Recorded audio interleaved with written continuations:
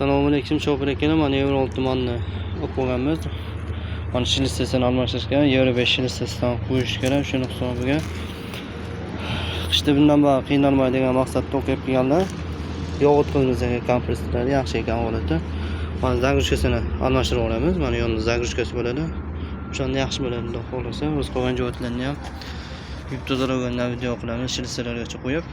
Shopir aka, mana Euro tumanni yig'ishni ham xudo xolasa boshladi. Mana shil listesini yangi Euro 5 shil listesidan qo'ydi. Mana o'zining shil listesi. Buni almashtirib tashlab turib, xudo xolasa o'z vanilari quraysh boshlabdi. Bu aylanib ketib qolsa, motori qirindi, o'tib ketib qoladi.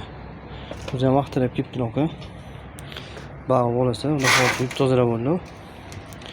Hozir qo'tirsa bo'ldi, bir-biriga yopishtirib. Shopir aka, mana Euro tumanni kompressorni qo'yish xudo xolasa boshladi. Bog'ida o'zidan shlankalar singandi, ularni almashtirdi. Bog'iga uchini qo'ydi. Mana zavodga uchini shlankasini qo'ydi. Tayyor bo'ldi xudo xolasa.